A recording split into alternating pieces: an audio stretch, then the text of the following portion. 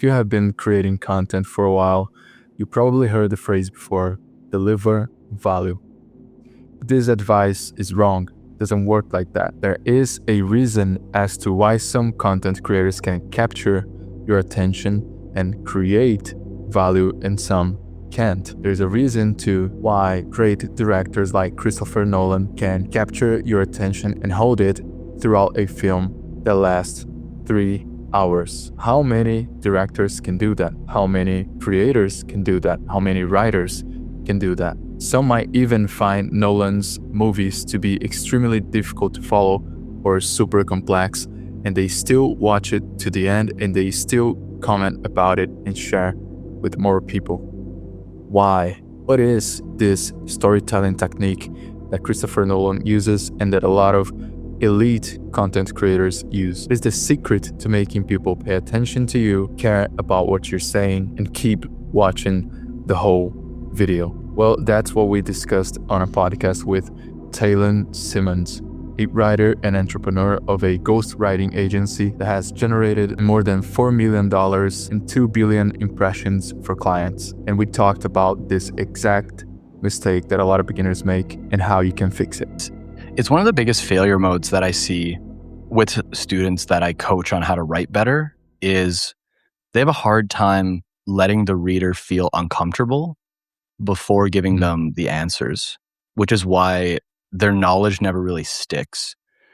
But even after being a college teacher, I've learned that students and just people in general don't follow the advice or value the answer unless they actually want it first. So the whole job of a good newsletter, or one of the core jobs, is to make people actually value the resolution that you're moving them towards. And that's a whole different set of writing skills than most people teach. It's not just, here's a problem, here's a solution. There's actually a whole part in between. It's not, here's what happened after the story was done. It's, well, can you even get them invested enough in the characters and in the story to want the answer at the end? That's where I think the really good writing exists. And at the end of the day, it boils down to tension, in my model at least. If you have enough tension, they're going to want the tension to be relieved. So what we can learn from that is that it's not about the answers that you give. It's not about the value that you give. It's about the questions that you ask before giving the value. So when you see The Mask of a Clown on Dark Knight by Christopher Nolan, you immediately associate it with the Joker. And now you want to see, who is the Joker? What's going on? Why is it a mask? So you start asking yourself those questions that later is going to be fulfilled throughout the movie. And you'll notice this pattern in a lot of movies. And I talk about movies because it is one of the greatest media that you can study for storytelling. I studied movies. I thought I would become a filmmaker maybe someday. But noticing movies and storytelling and script writing is the essential skill for content creators, because all that you do when you're creating content is writing. So if you really become good at writing, you can become a good content creator, because you learn to hold attention and you learn to ask the right questions. And every good movie asks the right questions right in the beginning, kind of sets the tone and makes you invested. Most people, they deliver value too fast. If you notice in the beginning of the video, I did not answer your question about what is exactly the mistake that beginner content creators make. And you have to do the same if you want to hold attention. Capturing attention is fairly easily.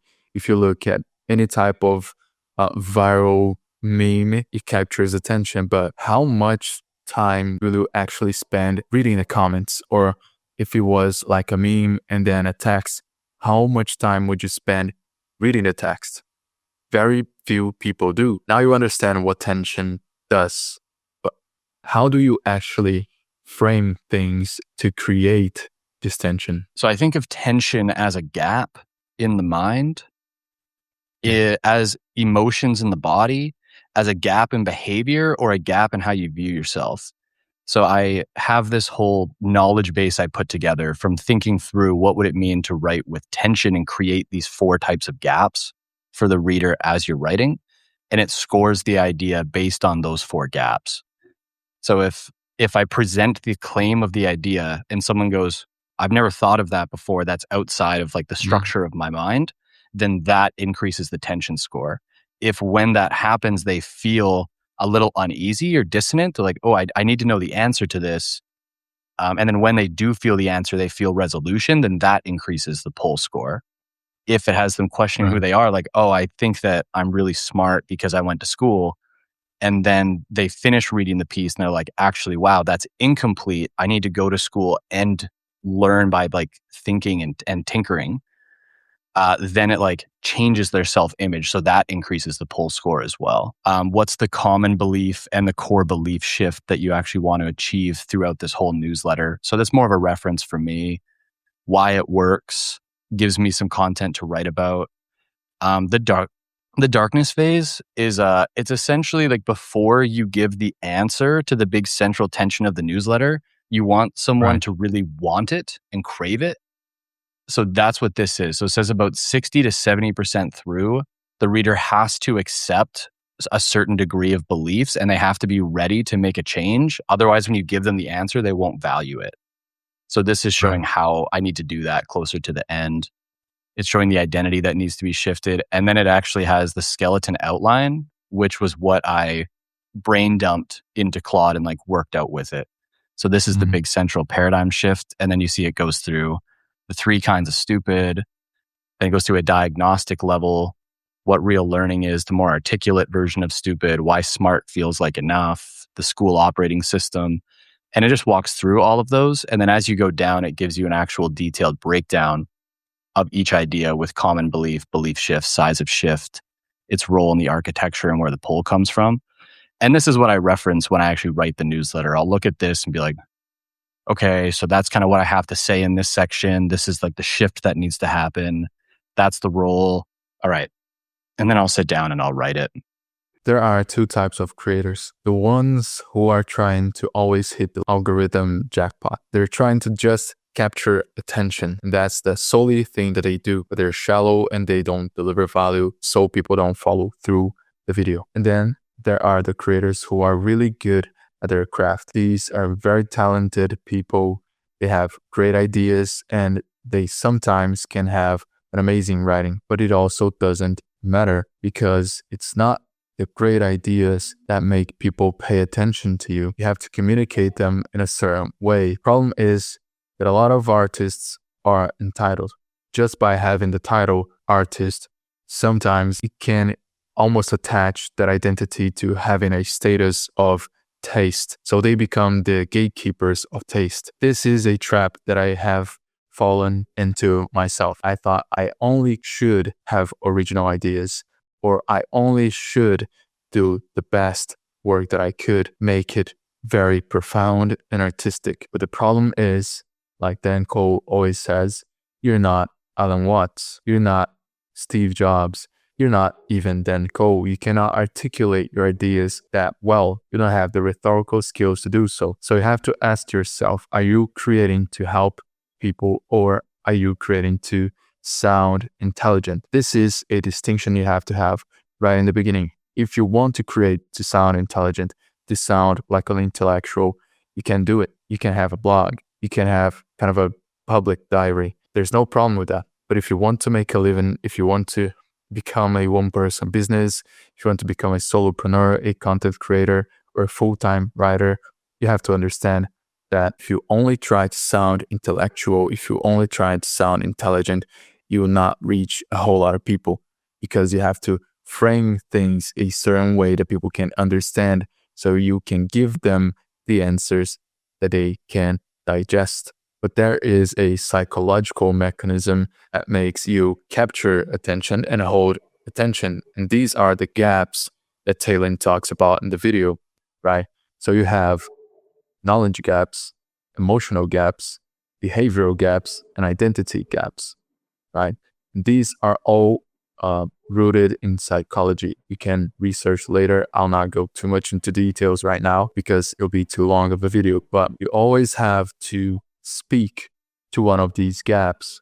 So what do I don't know that this person knows? This is knowledge gap, the lower level of gaps that you can create content around. So that would be things like 5 tips for content creators who are starting. This is knowledge gap. I'm just selling you information. And then you have emotional gaps, right? And these are a layer above, because I'm not only talking about the information that you lack, but the feeling that you want to feel when you get that information. So now I frame that information as something valuable. Alex Hormozy talks about the dream outcome or the dream vision or the dream life. So what you're selling is not the information that will make a content creator create better content in the beginning, but you're actually selling the feeling that they will get when they become a successful content creator. And that's a different type of frame that creates a emotional gap in the viewer's mind. And then you have the behavioral gap. It shifts what the person does. So it's not only what you don't know, it's not only what you don't feel, but it's what you're not doing. So there is a certain action that you're not doing right now that will unlock these emotional benefits, and you'll be able to enact the knowledge gap that you attained. And then you have identity gap, which is probably my favorite one, and I'm kind of obsessed with it because identity is one of the most strong motivators for humans. There's a theory called identity-based motivation. I think it was by Daphne Oyserman, something like that, a researcher that it talks about how identity moves people to action, how most of what we do is shaped by what we believe about ourselves. So if you can shift that identity, or in the case of creating tension, if you can create this identity gap, who you are now and who you want to be, you can make people care about what you're saying because you're not giving them more information. You're not giving them a action plan. You're giving them a new identity. They're becoming someone else. And this is a matter of survival. Identity is how we perceive ourselves to be. The voice in your head that is thinking right now is who you think as you. So that's your identity. So a threat to your identity is a threat to you. That's why I said that a lot of artists are entitled. And if that kind of pissed you off a bit, it's because being an artist is tied into your identity. So you only do things that are tied to being an artist. So if artists don't create content, if artists aren't influencers, if artists aren't on X tweeting all day and sharing their ideas online, if they don't share their process online and give you a behind the screens into their creative process, if artists don't do that, you simply not do it. You simply not believe in what I'm saying. So if I can shift your identity of being an artist to being a, let's say, creator, an independent creator or an independent thinker, that I can shift the behaviors, the emotions, and the knowledge that you find valuable. I like to think about having kind of a mission and everything that you can choose as a topic that will help someone achieve a certain goal, which is your mission, can be used as content for your personal brand. So always try and think of topics or certain media even or interests and think, does this help someone get to the point where I'm like, get to the dream that I'm selling? Because you always want to sell kind of a dream outcome for someone or a dream future or a dream identity even. So then if I can help someone with some type of different knowledge or insight or even a personal experience, like I can fit that into my content. I completely agree. The future identity being the most powerful one. Yeah. I've been thinking through recently what is most valuable to people. Like what is the value that a creator can provide? And I actually have a graphic for this. Funny, we were just talking about how I hate creating graphics, but I actually have a graphic for this one thing. Let me see here. Is it this one? Yeah, I think it is. So a lot of people get stuck and commoditized as writers, storytellers, and creators because they're not aligning with what is actually the most valuable thing, or like what's seen as valuable in the current market for a creator. Yeah, so I call it the creator value hierarchy. So basically, at the very bottom of what is not very valuable as a value proposition if you're a creator is what I call regrettable entertainment. The stuff that, you scroll on Instagram or TikTok and you instantly regret it. You're like, I just wasted 3 hours of my life. That stuff gets Yeah. attention, but it's like, it doesn't lead to people having like true brand a lot of times. Next, because we're talking about value creators, is commoditized information. So it's tips, guides that anyone could share, especially in the AI age. This isn't very valuable. But above that is curated information. So it's you reading 10 or 20 books and being like, here are the 3 core things that you need to know from these books. And you just saved people time of reading all these books and you curated the insights. But the problem is it's still not unique to you. So it doesn't build quite as much brand. And it's still a skill that is easier to commoditize because it just takes somebody doing the work of reading multiple books and saying, here's the curation. So Yeah. above that, this is where you start to get like really valuable creators is proprietary knowledge, where it's your own frameworks and things that you've learned from coming into contact with the problem. So this would be like me teaching writing, where I actually think of the arc of writing as an identity transformation arc. And when I was showing that to one of my coaching students a little while ago, he goes like, where did you learn this? Like, what book did you read? I was like, what book? Like, dude, I just figured this out from doing like writing and trying to actually transform people on an identity level.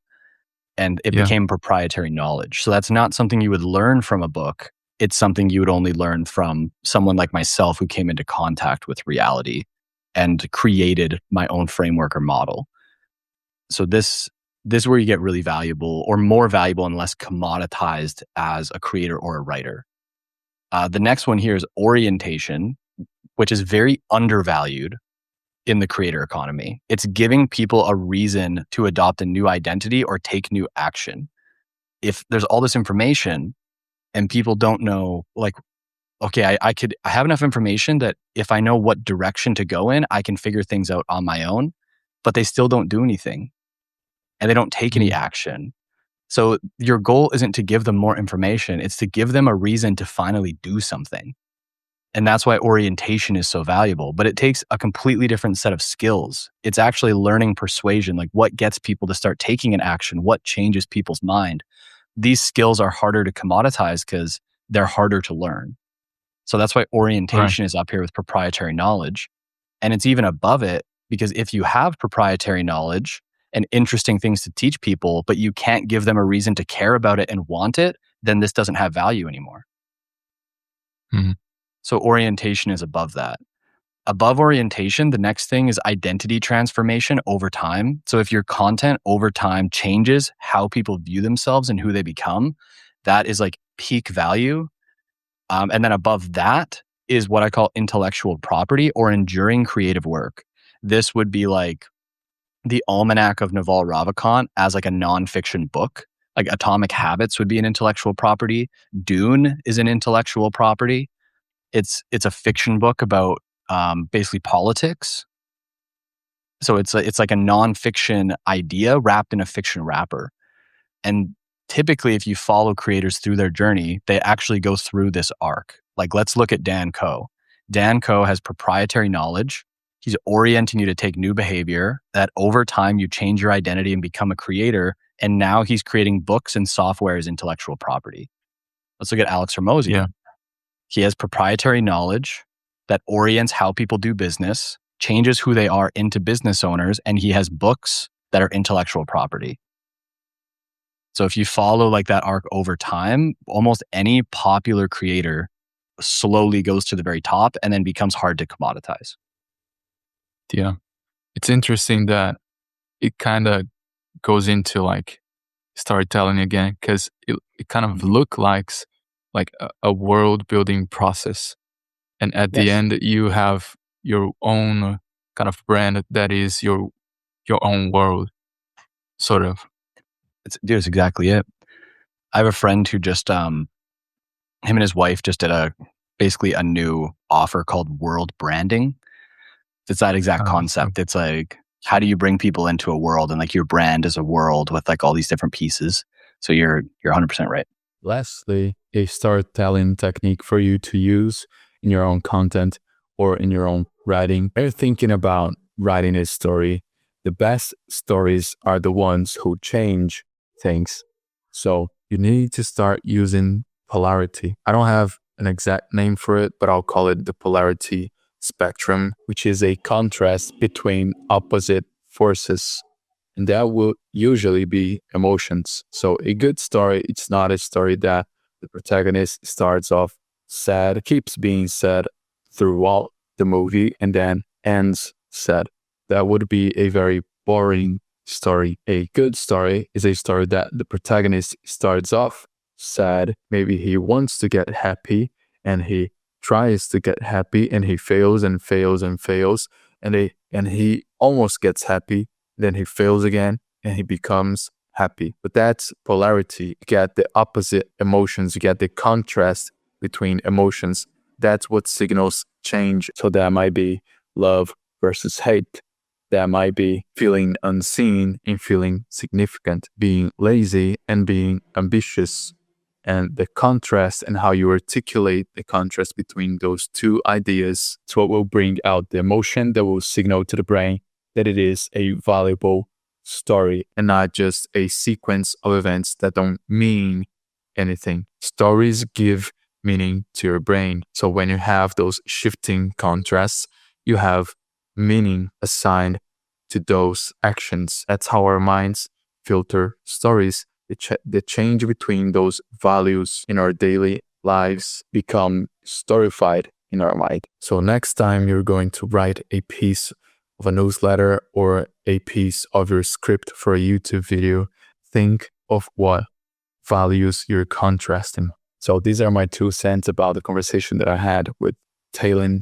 Hopefully it made a bit of sense.